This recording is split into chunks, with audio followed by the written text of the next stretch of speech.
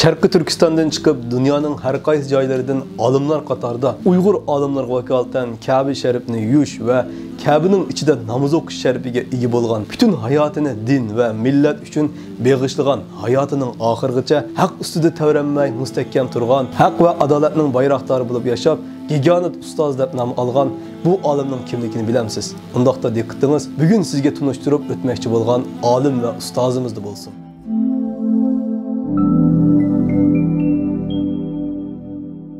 Dini alim Abdullah Roz Damallam 1925-yili Xotan nahiya Yangiobod yezining Ozna masjid mahallasida diniy oilada dunyoga kelgan. Damallamning oilasi nihoyat dindor oilalardan bo'lib, dadasi, cho'ng dadasi va buvisi nihoyat olim kishilardan edi. Abdullah Roz Damallam 1931-yili mahallasidagi madrasada o'qish boshlaydi. U maktabda Qur'on o'qishni o'rganish va dastlabki diniy savodlarni olgandan keyin Qarqash Chaqir'dagi Mahmud Qaraxonim va Baqa xonimlarda ilm tahsil qildi. 1937-yili 12 yoshida ustozi Mahmud Qaraxonimda Qur'on yodlab bo'ldi. 1944-yilgacha Qarqashda bir tarafdan xalfat bo'lib Qur'on yodlashni o'rgatsa, yana bir tarafdan ustozlardan Mahmud Qaraxonim va Baqa xonim va olim Damallam qatorliq ulamolardan arab tili va fiqhiga doir kitoblardan dars oladi. 1944-yili ilmga bo'lgan o'tdak ishtiyoqidan ota-onasining yordami bilan Qashqarga keladi. Xalq madrasasida shu zamonning katta olimlaridan Hoshimxon Damallam, Imin Mavlavi, Abdullah Damallam qatorliqlarning qizg'in qarshi elishi bilan ilm tahsil qiladi. Bu yillarda Alixon To'ran boshchiligida ilib berilgan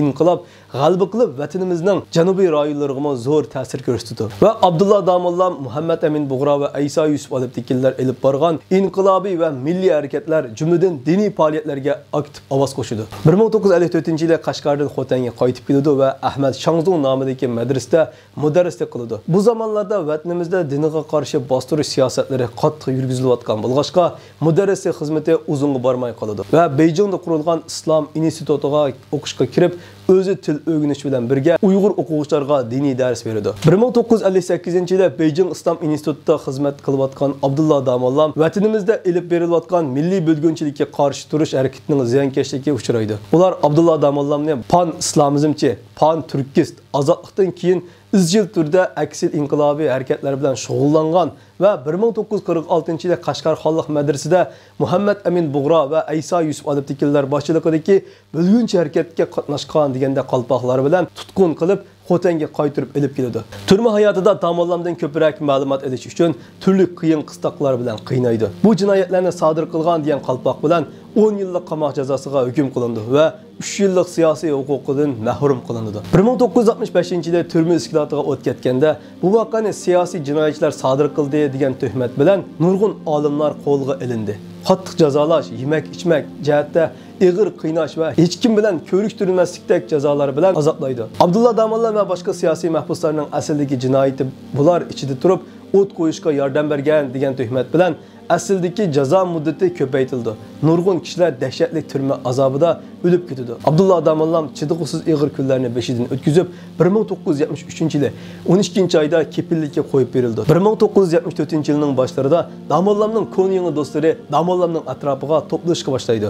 Siyosiy vaziyat tufayli to'xtab qolgan diniy so'rin, tabliğ va nasihat maqsad qilingan ilm so'rinlari qaytadan jonlanishga boshlaydi. Bu so'rinlar marhum Abdullah Damallamning boshchiligida Abdulahat Mahsum, Muhammad Qurban Damallam, Abdulaziz Qarajim va Shamsiddin Qarajimlarning ishtirok qilishi bilan ilib berildi. Bu ahvoldan xabar topgan ba'zi munofiqlar Xitoy hukumatiga ular yana qaytadan jam bo'lishib, Abdullah Rozi boshchiligida bir tashkilot quryapti deb ahvol ma'lum qildi. Shu kuni Damallamning uyiga qurolliq bostirib kirib, uydagi barliq mol-mulklari va boshqalarning bergan omonatlarini musodir qildi. Damallamning tutqun qilingandan keyin qo'lini orqasiga bog'lab Xotan Gulbog'dagi Madaniyat saroyi oldida Abdullah Damallam, Abduvali Hojim, Abdulaziz Qarajim va Shamsiddin Qarajimlar bilan birga kishilarning oldida sazoy qilgandan keyin ularni turmaga olib ketdi. Marhum ustoz Abdullah Roz Damallam 1978-yilda turmadan qaytib chiqqandan keyin Muhammad Qurban Damallah Hojim, Abdulahad Mahsum, Muhammad Ali Axun Xalfatim qatorliq sabdoshlari bilan turli vositalardan foydalanib diniy o'qitishga yuzlanadi. Buning natijasi qisqa vaqt ichida ta'sir ko'rsatib, jamiyatda dindor yoshlar yetishib chiqib,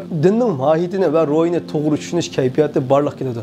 Abdullah Roz Damallam, Muhammad Salih Damallah Hojim Xotanga kelgan chig'ida uning o'rinlashtirishi bilan Kitob-ı Sarf li mazhabi ahli tasavvuf, Ihya ulumuddin, Maktubatul Imam Rabbani qatorli kitoblarni tarjima qilib chiqdi. Marhum ustoz Abdullah Damollam 1984-yili ayoli bilan haj farzini ado qilish uchun Makkaga keldi. Bu yerdagi Uyg'ur olimlari bilan bo'lgan suhbat va o'ltirishlari Damollamning uzoq yillik azob uqubatlariga men bo'lsa malham bo'ldi. Ustoz Abdullah Damollam 1988-yildan 1991-yilgacha Islom institutining ayni vaqtdagi mudiri ustoz Muhammad Salih Damollamning taklifi bilan Urumchidagi Islom institutida mudarrislik qildi. 1996-yili va 1997-yili Allohning fazli bilan Saudiyaga qaytib kelishga muyassar bo'ldi va bu jarayonda İmam İbn Qayyim Javziyning Munofiqlarning sufati nomli risolasini tarjima qilib chiqdi. Ustoz Makkada turgan mezgilida dunyoning har qaysi joylaridan kelgan olimlar qatorida Uyg'ur olimlariga vakolatan Ka'ba sharifni yuvish va Ka'baning ichida